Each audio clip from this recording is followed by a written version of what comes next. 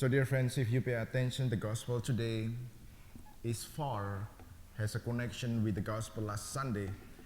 If you pay attention, for the last 2 Sundays, we dealt with James and John disputing about who is worthy to sit in the right and the left hand of Jesus. And then last week, we had a story about Bartimaeus, and suddenly today, the story is completely different. So the story of the scribes asking about the first commandment into this gospel actually can be found into other gospel. That is the gospel of Matthew and Luke, because today we are in the gospel of Mark. For sure, there exist in 3 gospels, Mark, Luke, and Matthew, but they have a different emphasis. They have a different significant differences. So we know that in the Gospels, the scribes always appears in a negative figure. They have a different perspectives against Jesus, except into this Gospel. So as you notice, not all scribes are bad, and not all Pharisees are bad people also. But today we have a good example here, a good scribe. The scribe into this Gospel comes to Jesus because he has seen that Jesus has answered his opponent with very well. So I give you example because it doesn't appear in the gospel today, but there is a connection if you pay attention to the previous gospel that has something to do with today's gospel. So there was a moment when Jesus had a dispute opinion with the Sadducees about the resurrection of the dead. Now, Jesus dealt with Sadducees, not with the scribes, not with the Pharisees, but rather with the Sadducees. But apparently the scribe was there and he paid attention to the dispute between the Sadducees and Jesus. No, the Sadducees tried to stump Jesus with a question about the resurrections because this group of people, they don't believe in the resurrection of the dead. And the scribe is someone who believes in the resurrection of the dead, and also the Pharisees. So since today we deal with the scribe, there is a strong possibility that this scribe is a Pharisee too. So now we have to give understanding about the scribe and the Pharisees. The scribe literally is the scholar of the law. They know exactly about the Torah, but the Pharisees are a group of people or a practitioners of the Torah. That's why scribe could be a Pharisee too, but not all the Pharisees are scribes, because a scribe has something to do with educations and also with the knowledge as well as the expertise. That's why scribe could be a Pharisee, and most probably the scribe was there when they had a dispute between Jesus and the Sadducees about the resurrection of the body, and that's why the scribe asking Jesus. Now, the question is, teacher, which commandment is the greatest of all? So, we need to pay attention with these particular questions. This particular question is very simple. Which commandment is the greatest of all? So, unlike most stories where religious officials ask Jesus questions and they try to trap Jesus with that questions, but this particular scribe is different. And he did ask Jesus with a good intentions. That's why the indication is he was honest when asking Jesus which commandment is the greatest of all. Now, by asking which commandment is the greatest of all, he did not ask Jesus which commandment is the first of many, but rather which commandment defines the core of Torah and summarizes the whole thing. In other words, these questions, which commandment is the greatest of all, if I could rephrase it just like this, is there the greatest law that is the key to all of the laws? Now, dear friends, when we are talking about the commandments here, we are not talking about the 10 commandments that Jesus or that Moses had given to the Israelites when they were in the desert. Now, just for your information, a Jewish law includes 613 commandments. Why is so too many commandments? 613 commandments. 365 commandments includes prohibitions.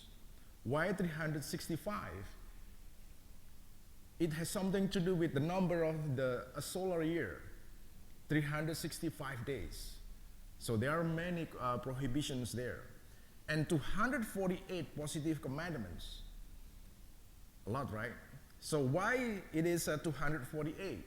248 has something to do with the number of bones in the human body. So they're very particular. That's why in this scribe, he knows very well about the Torah and also the commandments. And he is talking about these commandments, 613 commandments. So since scribes in many ways are knowledgeable about the Jewish law, they divide these commandments into light and heavy commandments. The light commandments being less important than the heavy ones, and the more ones or the heavy ones more important. So they examine each law in detail, and they try to help people to practice these commandments in their daily life, so that people could be faithful. That's why the scribe in the gospel, they are so knowledgeable and they have expertise talking about Torah. And that's why this conversation between Jesus and the scribe really makes sense. And he asks, which commandments is the greatest of all? 613 commandments. Can you imagine? A lot. And he knows everything. So Jesus knew that this scribe is pretty honest. Then Jesus answered, "Hear, O Israel, the Lord our God is Lord alone." Now, we are reminded in the first reading today, right? The first reading, in the first reading today, it says, "Hear, O Israel, the Lord our God is the Lord alone." So here, by quoting this particular sentence, Jesus quoted a sentence from Shema. What is Shema? Shema is a Jewish prayer that regularly recited in the synagogue worship and daily prayers. And Shema reflect the advice of a father to his son in the old traditions. That's why, just like you, if you have children, you would say, "Hear, my son, hear, my children." So that's exactly what we are hearing today. This is God who speaks to his people, Israel. That's why Jesus quoted this particular sentence from Shema, "Hear, O Israel, the Lord our God is the Lord alone." So Shema means to hear. To hear. And originally comes from the book of Deuteronomy. And reciting the Shema, Jesus goes to Torah. We remember that Torah, there are 5 from Genesis, Exodus, Leviticus, Numbers, and Deuteronomy. So they are a book of Torah. And this scribe, he is very well knows this particular Torah. So from here, Jesus goes to Torah. And Torah actually is the core of Jewish faith and practice. So by doing so, Jesus uses it to introduce the commandment to love God. And Shema is not itself a commandment, but instead establishes the foundation of the commandments to love God. So therefore, to love God with the whole heart, with soul, with mind, and strength is to love God with all that we are. So it is because Jewish people think of the heart as the center of thought as well as the feelings. They also think that the soul of human body, which gives a person life or breath. So to love God with love is more a doing than a feeling. Love requires actions, requires us to demonstrate our love in some practical fashions. So the person who loves God will participate in worship. And that's why it makes sense when Jesus quoted the sentence from Shema and addressed it in his conversation with the scribes. Because the scribes understand the Torah. A Torah has 613 commandments, but these commandments should be put into practice also. And that's why the answer of Jesus to these scribes is very connected. So now, the interesting part here. in today's gospel, the scribe actually asking Jesus for one commandment. Which commandment is greatest of all? But Jesus give him two commandments. Jesus said, the second is like this: you shall love your neighbor as yourself.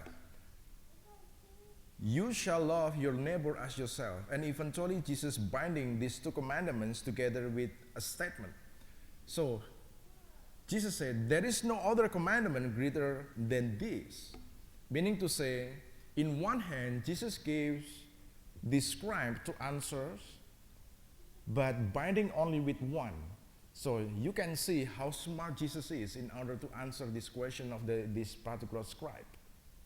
The scribe is very knowledgeable about Torah, but Jesus is pretty smart in answering the whole questions from this particular scribe.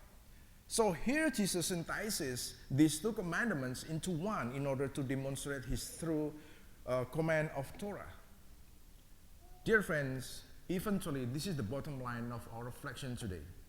These two commandments, to love God and to love our neighbor, neatly summarize the first and the second tablet of Decalogue. That is the 10 Commandments. So the first tablet emphasizes the person's relationship to God by requiring loyalty to God, abstaining from idolatry, respecting God's name, and keeping the Sabbath holy. And then the second tablet emphasizes the person's relationship to other people by commanding the people honor father, mother, and abstain from murder, adultery, theft, false witness, and covetousness. And this is the most important thing. Here, Jesus gives two answers, but he resumed the whole 10 commandments. Instead of thinking about 613 commandments, Jesus only summarized only with two answers that resume the 10 commandments. So here, Jesus is pretty smart answering this question from Torah.